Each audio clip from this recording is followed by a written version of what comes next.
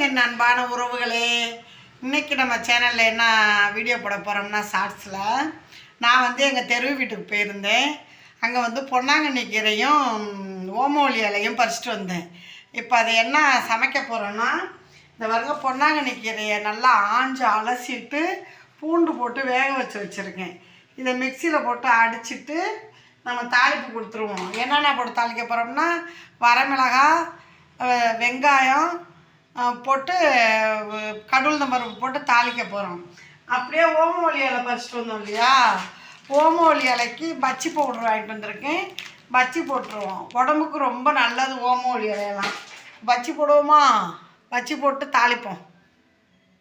இப்போ சாதம் இந்த பக்கம் வடித்து விட்டோம் பாருங்கள். கீரையை தாளிச்சிக்கிடுவோம். தாளிச்சிட்டு இப்போ அடுப்பை பற்ற வச்சு எண்ணெய் சட்டியை வச்சாச்சு. சட்டியை அஞ்சிருச்சு, எண்ணெயை ஊற்றிக்கிடுவோம்.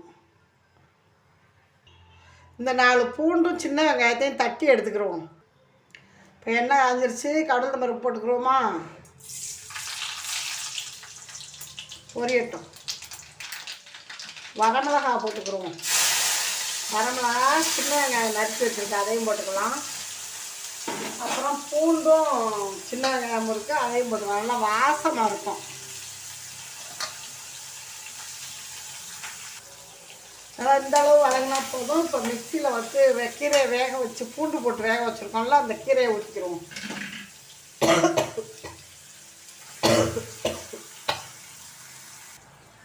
இப்போ கீரைக்கு வந்து கொஞ்சோண்டு உப்பு போட்டுக்கிறோம். கொஞ்சமாக தான் போடலை, ஏன்னா கச்சி போகும். கொஞ்சமாக உப்பு. இப்போ பொன்னாங்கண்ணி கீரை ரெடி, கடைஞ்சாச்சு. வாங்க பச்சி போடுவோம். ஓமவல்லி இலை பச்சிக்கு எண்ணெயை ஓமவல்லி இலை பச்சி போடுறதுக்காக அடுப்பு பற்ற வச்சு சட்டியை வச்சுக்கிட்டோம். சட்டி காஞ்சிருச்சு, எண்ணெயை ஊற்றிக்கலாம். காயட்டும், எண்ணெய் காயட்டும். பச்சை மாவை பிரித்து கொட்டியாச்சு. இந்த கம்பியை வச்சு தான் நம்ம இப்போ கலக்க போகிறோம்.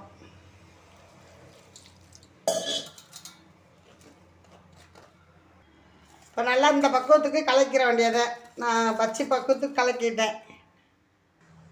இப்போ ஒவ்வொரு இலையாக நம்ம அப்படியே போட்டுக்கலாம். சின்ன இலையாக இருந்தால் நம்ம 2 கூட போட்டுக்கலாம். எல்லா இலையும் அது மாதிரி போட்டுக்கிறோம். இப்போ எண்ணெய் நல்லா காஞ்சிருச்சு.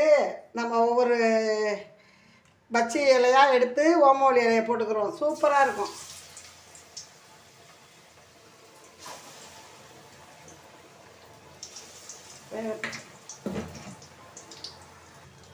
குழந்தைங்களுக்கெல்லாம், சின்ன குழந்தைங்களுக்கெல்லாம் கொடுக்குறது ரொம்பவே நல்லது. அதுவும் இந்த வெயில் காலத்தில் வேர்க்கிறது அத்தனையும் சளியாக மாறிடும்.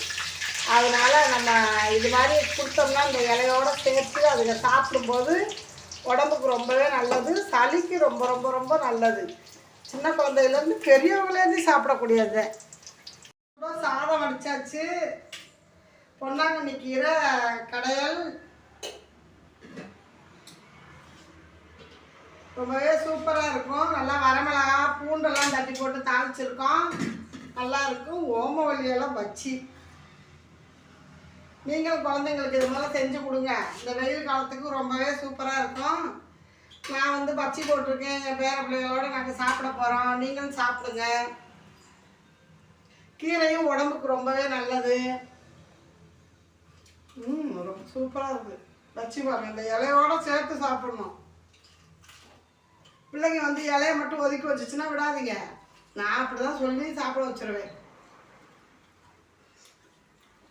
ஓகே ஃப்ரெண்ட்ஸ், இந்த வீடியோ பிடிச்சிருந்தா லைக் பண்ணி ஷேர் பண்ணுங்கள். பாய்.